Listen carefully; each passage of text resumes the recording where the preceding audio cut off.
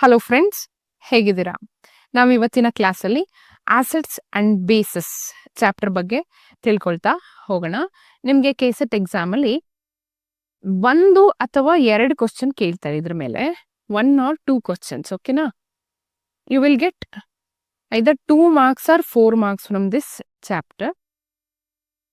ನಿಮ್ಗಿಲ್ಲಿ ಬೇರೆ ಬೇರೆ ಥಿಯರೀಸ್ನ ಕಲಿತಾ ಹೋಗ್ತೀರಿ. ಮತ್ತೆ ಯಾವುದು ಹಾರ್ಡೆಸ್ಟ್ ಆಸಿಡ್, ಹಾರ್ಡೆಸ್ಟ್ ಬೇಸ್ ಯಾವುದು ಅಂತ ಕೇಳ್ತಾರೆ. ಹೀಗೆ ಈಸಿ ಇರುತ್ತೆ questions. You can easily solve if you know the concepts clearly. Okay, so acid ಮತ್ತೆ ಬೇಸ್ ಅಂದ್ರೆ ಏನು ಅಂತ 3 ಇಂಪಾರ್ಟೆಂಟ್ ಥಿಯರಿಯ ಬಗ್ಗೆ ತಿಳ್ಕೊಳ್ತಾ ಹೋಗೋಣ. One is Arrhenius theory, second one is Bronsted theory, third one is Lewis theory.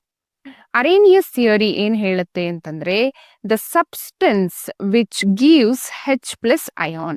The substance which give H plus ion is called as acid. ಅದೇ ತರ ಬೇಸ್ ಅಂದ್ರೆ the substance which gives OH minus ion. Say for example HCl, H2SO4, which gives what? H plus ions readily. Then basic example, one of the strongest base NaOH ಇರಬಹುದು ಅಥವಾ KOH ಇರಬಹುದು, that readily gives OH minus ion. Next Bronsted theory. Bronsted theory ಅಂತಂದ್ರೆ ಏನು? Which gives ಅಂದ್ರೆ donates proton H plus ion. ನೋಡಿ, hydrogen molecule ಅಲ್ಲಿ ಒಂದು H plus ಇರುತ್ತೆ, ಒಂದು H minus ಡಿಸೋಸಿಯೇಟ್ ಆದ್ರೆ. ಅಂದ್ರೆ ಒಂದು H minus ಅನ್ನ ನಾವು ತಗೊಂಡ್ಬಿಟ್ರೆ ನಮಗೆ ಉಳಿಯೋದೇನು? H plus. ಆ H plus ಅನ್ನ ಕೊಡ್ತಾ ಇದ್ರೆ ಅದನ್ನ ನಾವು ಏನಂತೀವಿ? ಆಸಿಡ್ ಅಂತ ಹೇಳ್ತೀವಿ, ಅಕಾರ್ಡಿಂಗ್ ಟು ಬ್ರಾನ್ಸ್ಟೆಡ್ ಥಿಯರಿ. ಅದೇ H plus ಅಯಾನ್ ಅನ್ನ ಅಕ್ಸೆಪ್ಟ್ ಮಾಡ್ಕೊಳ್ತಾ ಇದ್ರೆ ಅದನ್ನ ನಾವು ಬೇಸ್ ಅಂತ ಕರಿತೀವಿ, according to Bronsted theory. Then the third concept is Lewis theory. Lewis theory ಏನ್ ಹೇಳುತ್ತೆ? Which accepts a pair of electron. Electron pair ಅನ್ನ ಅಕ್ಸೆಪ್ಟ್ ಮಾಡ್ಕೊಳ್ಳುವಂಥದ್ದು. For example AlCl3, then BeCl3. ಓಕೆ, then according to Lewis theory, base ಅಂತಂದ್ರೆ ಏನು? Base ಅಂತಂದ್ರೆ which donates a pair of electron. For example, ammonia, NH3, then BH3, then carbon dioxide, etc. ಓಕೆನಾ? So ಈ 2 concepts ಅಲ್ಲಿ confusion ಆಗುತ್ತೆ ಸ್ವಲ್ಪ. ಆ ಕನ್ಫ್ಯೂಷನ್ ಅನ್ನ ಅವಾಯ್ಡ್ ಮಾಡ್ಲಿಕ್ಕೆ ನಾನು ಟ್ರಿಕ್ ಅನ್ನ ಹೇಳ್ತೀನಿ ನಿಮಗೆ. Very simple trick it is. That is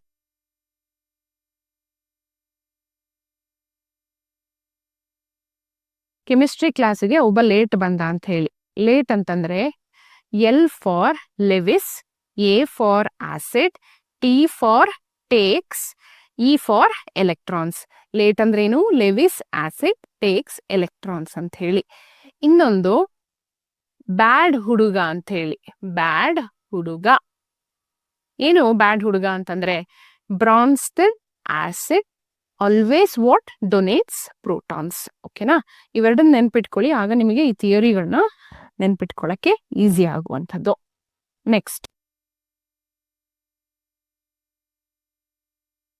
one more concept ಇದೆ, that is non aqueous system ಅಥವಾ ಸಾಲ್ವೆಂಟ್ ಸಿಸ್ಟಮ್ ಅಂತ ಹೇಳಿ. ನೋಡಿ, ನಾವು ಒಂದು ನಾನ್ ಆಕ್ವಿಯಸ್ ಸೊಲ್ಯೂಷನ್ ತಗೋಣ. ಫಾರ್ ಎಕ್ಸಾಂಪಲ್ ಅಮೋನಿಯಾ ಹಾಗೆ ಬಿಟ್ರೆ ಏನಾಗುತ್ತೆ? ಇಟ್ ಅಂಡರ್ಗೋಸ್ ಸೆಲ್ಫ್ ಅಯನೈಸೇಷನ್ ಅಲ್ವಾ? ಸೆಲ್ಫ್ ಅಯನೈಸೇಷನ್ ಆದ್ರೆ it gives NH4 plus and NH2 minus. It gives both cation as well as ಆನಿಯಾನ್.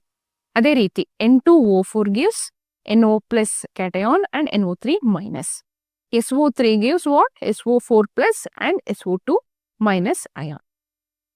ನೋಡಿ, ಯಾವುದೇ ಒಂದು ಸಬ್ಸ್ಟೆನ್ಸ್ ಪರ್ಟಿಕ್ಯುಲರ್ ಸಿಸ್ಟಮ್ ಅಲ್ಲಿ, ಸಾಲ್ವೆಂಟ್ ಸಿಸ್ಟಮ್ ಅಲ್ಲಿ ಕಾನ್ಸಂಟ್ರೇಷನ್ ಆಫ್ ಪಾಸಿಟಿವ್ ಅಯಾನ್ಸ್ ಅನ್ನ ಜಾಸ್ತಿ ಮಾಡ್ತಾ ಇದ್ರೆ ಅದನ್ನ ನಾವು ಆಸಿಡ್ ಅಂತ ಕರಿತೀವಿ.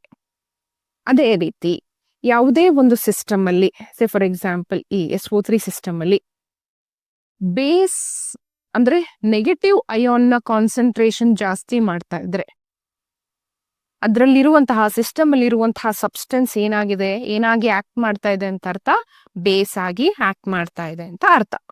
So acid always increases the concentration of positive ion as well as base always increases concentration of negative ion. ಓಕೆನಾ? ಇದೊಂದು ಹೊಸ ಕಾನ್ಸೆಪ್ಟ್ ತಿಳ್ಕೊಳ್ಳಿ.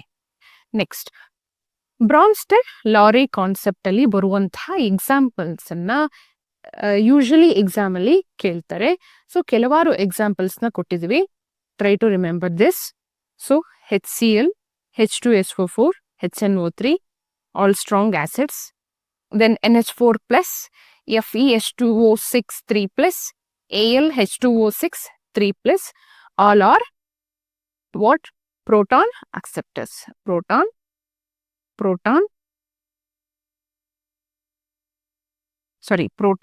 donors. Okay na? ಅದೇ ರೀತಿ ಬ್ರಾನ್ಸ್ಟೆಡ್ ಬೇಸಿಗೆ example ammonia, N2H4 amines, and some cations as well as anions belongs to Bronsted base, such as FeH2O5OH plus 2, AlH2O5OH plus 2, then anions like Cl minus, Br minus, OH minus, HSO4 minus and CO3 2 minus. Okay na?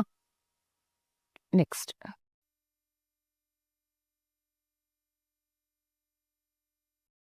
Amphoteric substance ಅಂತಂದ್ರೆ ಏನು?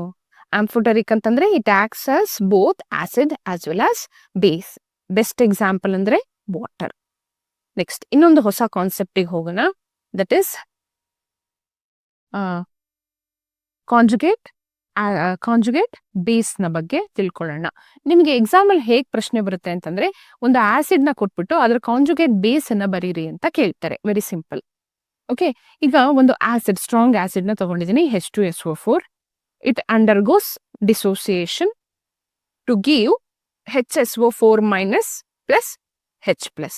This HSO4 minus ಏನಿದೆಯಲ್ವಾ, this is conjugate base of this acid, that is H2SO4. ಅದೇ ರೀತಿ NH3 ammonia accepts a proton to give NH4 plus, that is conjugate acid. NH4 plus is the conjugate acid of the base, that is ammonia. Always remember this 2 points. ಏನಪ್ಪಾ ಅಂತಂದ್ರೆ, strong acid will always gives weak conjugate base and strong base gives weak conjugate acid. ಓಕೆನಾ? Okay, ಈಗ ಎರಡು acids ನ ನಾವು compare ಮಾಡಬೇಕು ಅಂತಂದ್ರೆ ಹೇಗೆ ಕಂಪೇರ್ ಮಾಡೋದು? It is not based on the concentration and it is based on the percentage of ionization ಮೇಲೆ ರಿಲೇಟಿವ್ ಸ್ಟ್ರೆಂತ್ ಆಫ್ ಆಸಿಡ್ಸ್ ಅನ್ನ ನಾವು ಮೆಜರ್ ಮಾಡುವಂಥದ್ದು. ಈಗ ನಮ್ಮ ಹತ್ರ ಎರಡು ಆಸಿಡ್ ಇದೆ, ಹ್ಯಾವಿಂಗ್ ಈಕ್ವಲ್ ಕಾನ್ಸಂಟ್ರೇಷನ್ ಅಂತಂದ್ರೆ ಅವುಗಳ ರಿಲೇಟಿವ್ ಸ್ಟ್ರೆಂತ್ ಅನ್ನ ಕ್ಯಾಲ್ಕುಲೇಟ್ ಮಾಡಲಿಕ್ಕೆ formula strength of acid 1 by strength of acid 2 is equal to square root of ratio of their acid dissociation constant, right? Next, HCl, H2SO4, HNO3, HClO4 ಎಲ್ಲವೂ ಕೂಡ water ಅಲ್ಲಿ equally strong ಆಗಿರ್ತವೆ. ಯಾಕೆ ಅಂತಂದ್ರೆ ಎಲ್ಲದೂ ಕೂಡ ಡಿಸೋಸಿಯೇಟ್ ಆಗಿ ನಮಗೆ H3O+ ಅಯಾನ್ ಆಗಿ ಕನ್ವರ್ಟ್ ಆಗುವಂಥದ್ದು. ಸೊ ವಾಟರ್ ಅನ್ನ ನಾವು ಲೆವೆಲಿಂಗ್ ಸಾಲ್ವೆಂಟ್ ಅಂತ ಕರಿತೀವಿ. ಆದ್ರೆ ಅಸಿಟಿಕ್ ಆಸಿಡ್ ಸೊಲ್ಯೂಷನ್ ಅಲ್ಲಿ ಏನಾಗತ್ತೆ, ಅವುಗಳ ಸ್ಟ್ರೆಂತ್ ಅನ್ನ ನಾವು ಕಂಡುಹಿಡಿಬಹುದಾಗತ್ತೆ. ಈ HNO3 ಏನಿದೆ ಅದು ವೀಕೆಸ್ಟ್ ಆಸಿಡ್ ಆಗಿ ಬಿಹೇವ್ ಮಾಡುತ್ತೆ. HClO4 becomes strongest acid. So acetic acid is called as differentiating solvents. So it allows to know the strength of the solvent. Okay na? Next, Lewis concept na ಬಗ್ಗೆ ನೋಡೋಣ. Lewis concept ಏನ್ ಹೇಳುತ್ತೆ, ಆಗ್ಲೇ ಹೇಳಿದ ಹಾಗೆ acid ಅಂತಂದ್ರೆ electron pair acceptor ಆಗಿರುತ್ತೆ, base ಅಂತಂದ್ರೆ ಅದು ಎಲೆಕ್ಟ್ರಾನ್ ಪೇರ್ ಡೋನರ್ ಆಗಿರುತ್ತೆ. ಒಂದು ಎಲೆಕ್ಟ್ರಾನ್ ಡೋನರು ಮತ್ತೆ ಎಲೆಕ್ಟ್ರಾನ್ ಅಕ್ಸೆಪ್ಟರು ಕಂಬೈನ್ ಆದಾಗ ಕೋವಲೆಂಟ್ ಬಾಂಡ್ ಫಾರ್ಮೇಶನ್ ಆಗುವಂಥದ್ದು. That is called generally called as covalent bond. So it is coordinate covalent bond. ಒಂದು ಎಕ್ಸಾಂಪಲ್ ನ ತಗೊಳ್ಳೋದಾದ್ರೆ ammonia which is electron donor, ಅದೇ ರೀತಿ Ag ಪ್ಲಸ್ ಎಲೆಕ್ಟ್ರಾನ್ ಅಕ್ಸೆಪ್ಟರ್ ಎರಡೂ combine ಆಗಿ ನಮಗೆ ಡೈಅಮೈನ್ ಸಿಲ್ವರ್ ಕಾಂಪ್ಲೆಕ್ಸ್ ಫಾರ್ಮೇಶನ್ ಆಗುವಂಥದ್ದು having a coordinate covalent bond. Lewis acids ಗೆ ಎಕ್ಸಾಂಪಲ್ ನ ಕೇಳ್ತಾರೆ. So you remember few important examples, that is GaCl3, SbF3, BF3, BCl3, SO2, CO2, SO3. So usually these are all having empty orbitals. So empty orbitals. So they are eager to accept an electron pair to complete its octet structure. ಅದೇ ರೀತಿ Lewis ಬೇಸ್ಗೆ major ಆಗಿ ಈ 2 examples, that is water and ammonia, along with that ethers, alcohols, carbon monoxide, alkenes, alkynes, NO like that C6H6. So these have lone pair of electrons. So ಈ lone pair of electrons ನ ಈಸಿಯಾಗಿ donate ಮಾಡುವಂಥದ್ದು ಯಾವುದು? Lewis base. Then comes which is the strongest Lewis acids ಅಂತ ಕೇಳಿದ್ರೆ proton, the bare proton H+ ಏನಿದೆ that is the strongest Lewis acid. ಯಾಕೆ ಅಂತಂದ್ರೆ it readily accepts electron pair, so because of the empty orbital. ಅದೇ ರೀತಿ strongest Lewis base ಯಾವುದು ಅಂತಂದ್ರೆ it is electron. It is most fundamental electron donor ಆಗಿರುತ್ತೆ. Next ಒಂದು series ಅನ್ನ ಕೊಟ್ಬಿಟ್ಟು ಯಾವ ಸೀರೀಸ್ ಕರೆಕ್ಟ್ ಆಗಿ ಅರೇಂಜ್ ಆಗಿದೆ, ಅಸಿಡಿಕ್ ಸ್ಟ್ರೆಂತ್, ಬೇಸಿಕ್ ಸ್ಟ್ರೆಂತ್, ಈ ರೀತಿ ಕ್ವಶನ್ಸ್ ಅನ್ನು ಬಹಳ ಕೇಳುವಂಥದ್ದು. First acidic strength order of hydrides ಅನ್ನ ನೋಡೋಣ. ಸೊ ಫಸ್ಟ್ ಎಕ್ಸಾಂಪಲ್ ಇಲ್ಲಿ CH4, NH3, H2O, HF ಅಂತಿದೆ. ಸೊ ಇಲ್ಲಿ ಕಾರ್ಬನ್ನು, ನೈಟ್ರೋಜನ್ನು, ಆಕ್ಸಿಜನ್ನು, ಫ್ಲೋರಿನ್ ಅಂದ್ರೆ along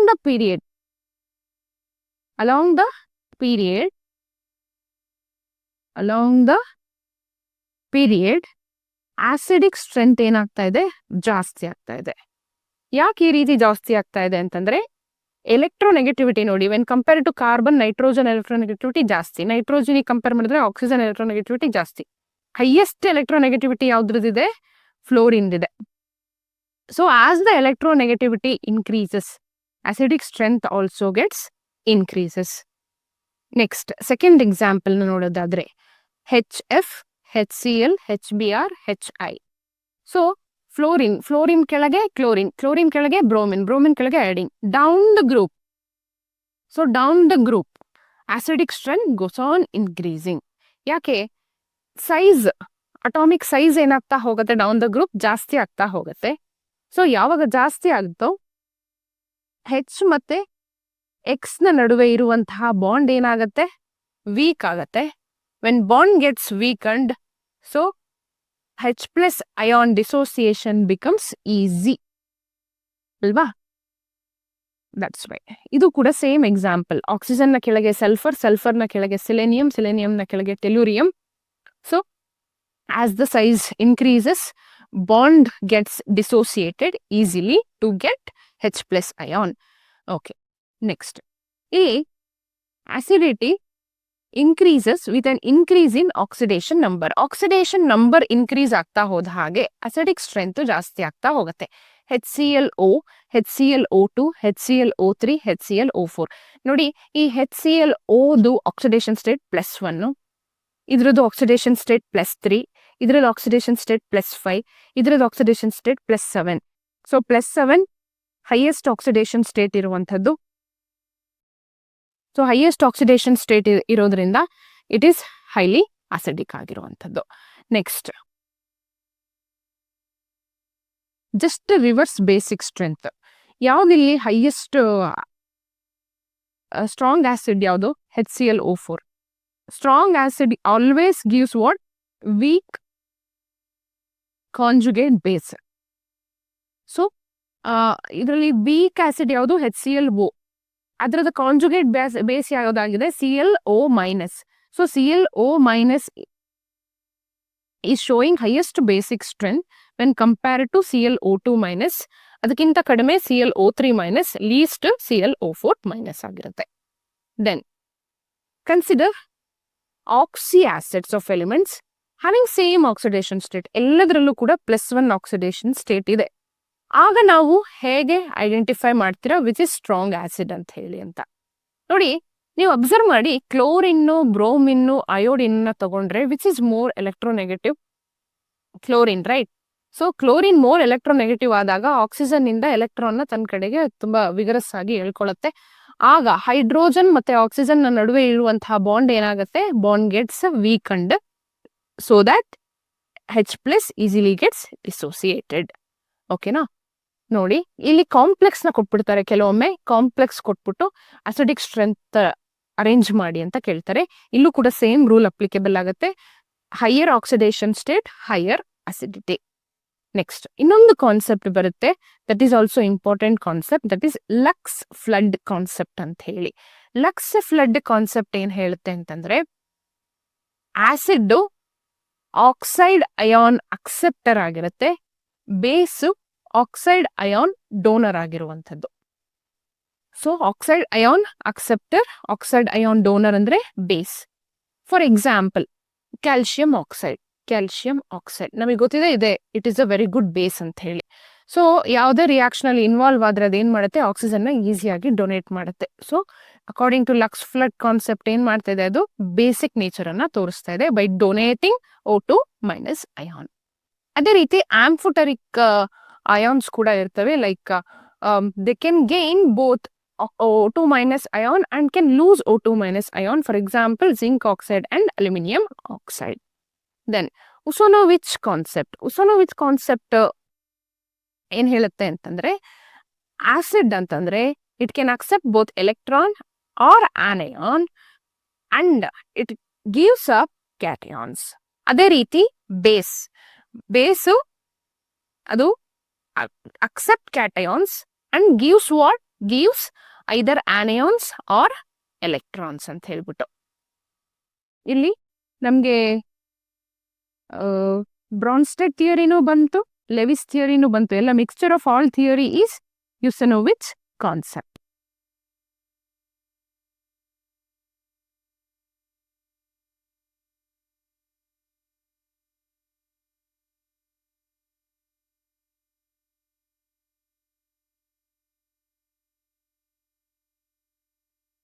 All oxidizing agents are acids and all reducing agents are bases.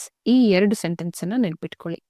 ಗೊತ್ತಿದೆ ಅಲ್ವಾ ಆಕ್ಸಿಡೈಸಿಂಗ್ ಏಜೆಂಟ್ ಅಂತಂದ್ರೆ which accepts electron and ಇಟ್ ಸೆಲ್ಫ್ ಗೆಟ್ ರೆಡ್ಯೂಸ್ಡ್. ಅದೇ ರೀತಿ ರೆಡ್ಯೂಸಿಂಗ್ ಏಜೆಂಟ್ ಅಂತಂದ್ರೆ ವಿಚ್ ಡೊನೇಟ್ಸ್ ಎಲೆಕ್ಟ್ರಾನ್ಸ್ ಅಂಡ್ ಇಟ್ ಸೆಲ್ಫ್ get oxidised.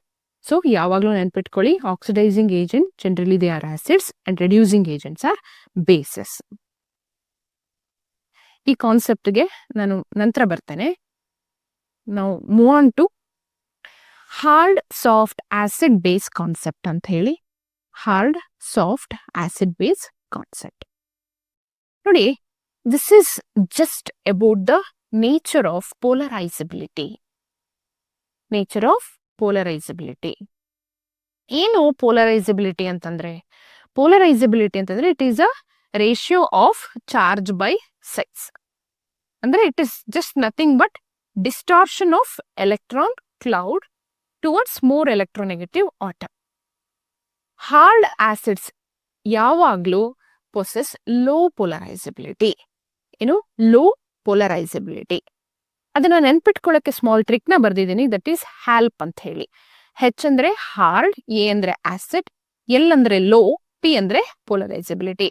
Hard acid, low polarizability ಅಂತ ನೆನ್ಪಿಟ್ಕೊಳ್ಳಿ, ಹ್ಯಾಲ್ಪ್. ಮತ್ತೆ hard acid is reverse of LCMS ಅಂತ ಹೇಳ್ತೀನಿ. ಏನಿದು LCMS ನ ರಿವರ್ಸ್ ಅಂತಂದ್ರೆ ಲೆಸ್ ಚಾರ್ಜ್ ಮೋರ್ ಸೈಜ್ ಅಂತ ಇದರ ಫುಲ್ ಫಾರ್ಮ್. ಇದರ ರಿವರ್ಸ್ ಆಗಿರುತ್ತೆ ಇದರ ನೇಚರ್. ಯಾವ್ದರ ನೇಚರ್? ಹಾರ್ಡ್ ಆಸಿಡ್ ನ ನೇಚರ್. ಅಂದ್ರೆ they will be having more positive charge and lesser size. Ionic radius small ಇರುತ್ತೆ and they have more positive charge and polarizability ಹೇಗಿರುತ್ತೆ, ಲೋವರ್ ಇರುತ್ತೆ. ಓಕೆನಾ. ಮತ್ತೆ ಸೈಂಟಿಸ್ಟ್ಗಳು ಡಿಸ್ಕವರ್ ಮಾಡಿ ಒಂದು ಕಾನ್ಸೆಪ್ಟ್ ಅನ್ನ ಹೇಳಿದ್ದಾರೆ, ದಟ್ ಈಸ್ ಹಾರ್ಡ್ ಇಂಟರಾಕ್ಷನ್ನು ಮತ್ತೆ ಸಾಫ್ಟ್ ಇಂಟರಾಕ್ಷನ್ನು ಯೂಶಲಿ ನಾವು ನೋಡುವಂಥದ್ದು. ಯಾಕೆ ಅಂತಂದ್ರೆ they will be more stronger, more compatible ಅಂತ. ಹಾರ್ಡ್ ಇಂಟರಾಕ್ಷನ್ ಯಾವಾಗ್ಲೂ ಅಯಾನಿಕ್ ಬಾಂಡ್ ಫಾರ್ಮೇಶನ್ ಅಲ್ಲಿ ಇನ್ವಾಲ್ವ್ ಆಗುವಂಥದ್ದು. ಯಾಕೆ ಅಂತಂದ್ರೆ they are highly polarizable, so they usually leads to ionic bond formation. Then soft interaction will give you covalent bond formation with pi bonding.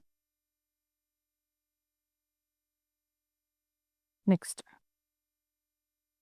ಇದು ನಿಮ್ಗೆ hard acids ಯಾವುದು, soft acids ಯಾವುದು ಅಂತ ಕೇಳ್ತಾರೆ. ಅದನ್ನ ನೆನ್ಪಿಟ್ಕೊಳ್ಳಕ್ಕೆ ನಾನು as it is periodic table ನ ಇಲ್ಲಿ ಬರ್ದಿರುವಂಥದ್ದು. ಇಲ್ಲಿ ನೋಡಿ, left part of the periodic table ಏನಿದೆಯಲ್ವಾ, ಇದಿಷ್ಟು ಕೂಡ ಹಾರ್ಡ್ ಆಸಿಡ್ಸ್ ಅಂತ ಕರ್ಸ್ಕೊಳ್ಳುವಂಥದ್ದು.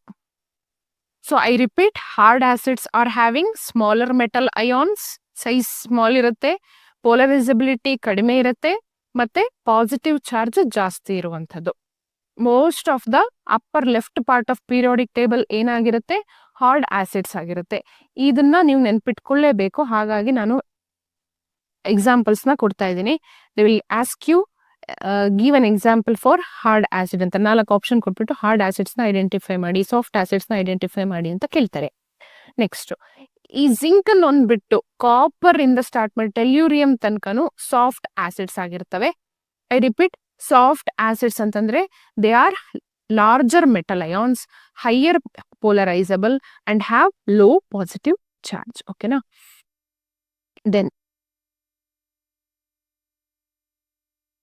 ಅದೇ ರೀತಿ ಸಾಫ್ಟ್ ಬೇಸಸ್ ಮತ್ತೆ ಹಾರ್ಡ್ ಬೇಸಸ್ ಅನ್ನ ನೆನ್ಪಿಟ್ಕೊಳ್ಳಿಕ್ಕೆ ನೈಟ್ರೋಜನ್, ಆಕ್ಸಿಜನ್, ಫ್ಲೋರಿನ್, ನಾನು ಪಿ ಬ್ಲಾಕ್ ಸಿರೀಸ್ ಎಲಿಮೆಂಟ್ಸ್ ನ ಬರ್ದಿದ್ದೀನಿ.